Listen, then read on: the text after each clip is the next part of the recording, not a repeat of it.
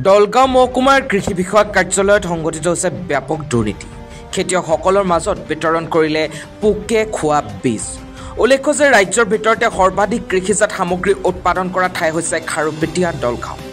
এই অঞ্চলত চৰকাৰী কাৰ্যালয়ৰ পৰা বিনামূলীয়া শস্যৰ বীজ যোগান ধৰা দৃশ্য দেখিলে চকু কপালত উঠিব আপোনাৰ। দলগাঁও মহকুমাৰ কৃষি বিষয়ক কাৰ্যালয়ৰ পৰা এইবাৰ যোগান ধৰিলে পোকে খোৱা আৰু ম্যাদ উকলি যোৱা শস্যৰ বীজ, যি বীজেৰে কৃষকে খেতি কৰিলে ৰাম ঠগন খোৱাটো নিশ্চিত। কৃষি বিষয়াক কাৰ্যালয়ৰ এনে কৰ্মকাণ্ডত অতিষ্ঠ হৈছে ৰাইজ তথা সচেতন মহল। খেতিয়কৰ মাজত এনে বীজ বিতৰণ কৰা খবৰ পাই আমচুৰ কেন্দ্ৰীয় সমিতিৰ উপসভাপতি আব্দুৰ ৰহমান বিশ্বাসৰ লগতে জিলা আমচুৰ সভাপতি নেতৃত্বত সজাতি দলটোৰ ভয়ত কাৰ্যালয় এৰি পলায়ন কৰে এডিঅ' বিলাস কিশোৰ মেধিয়ে। আনহাতে কাৰ্যালয়ৰ পিছদুৱাৰেদি পলায়ন কৰে ষ্টক কিপাৰ জনো।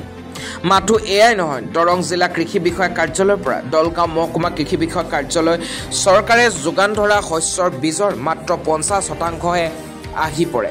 বাকী অংশ ৰহস্যজনকভাৱে সৰলুকি হোৱাৰ অভিযোগ আমচুৰ কেন্দ্ৰীয় সমিতিৰ উপসভাপতি আব্দুৰ ৰহমান বিশ্বাসৰ।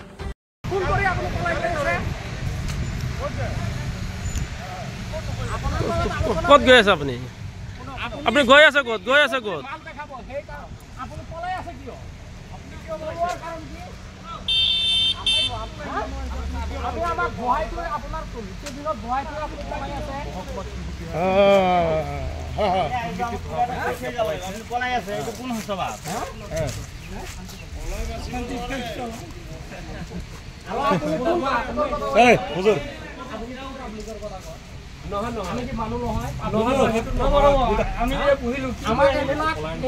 আপোনালোকে কি বুজাব খুজিছে?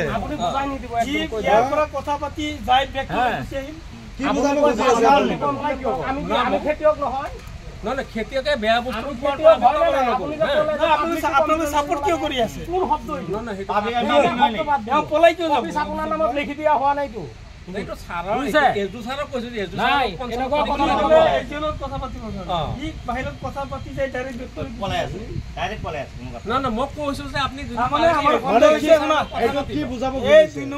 পোকে খোৱা মালটো এওঁলোকে ইয়াত ক'ত আনলোড কৰি ইয়াত সোমাই দিছে। চাপ্লাইটো ভালে আহিছে, যদি চাপ্লাই বেয়া আহিছে এইটো দেখাটোতো আপত্তি থাকিব নালাগে। মানে এওঁলোকে বাহিৰৰ পৰা এইটো আনলোড কৰি ভাল বস্তুখিনি বিক্ৰী কৰি বেয়া বস্তুখিনি সোমাই দিছে। এতিয়া ধৰাৰ লগে লগে যেতিয়া এইবাৰ গম পাব দামটো ভাল মানে দিছে। নহ'লে আমাৰ হাতত আছে বহুত মানুহে যিহেতু বিচাৰি থাকে, গতিকে আমি 1 কেজি চিট দুজন কৃষকৰ মাজত ভাগ কৰি দিছোঁ, যাতে আধা বিঘা আধা কিলোকে 4জন মানুহক মই অলৰেডি ডিষ্ট্ৰিবিউশ্যন কৰিছোঁ। আৰু গুজি তিল এইখিনি দিছোঁ, হয়তো 2.5 কেজিমান হ'ব পাৰে। এইটো চাওক, ওজন কৰি নিদিয়ে ওজন কৰা আছে, মই নাজানো এইটো তাৰমানে এইখিনি দিছোঁ মোটামুটি। দলগাঁৱৰ পৰা আবুল হাছেমৰ report, Asom north east news live.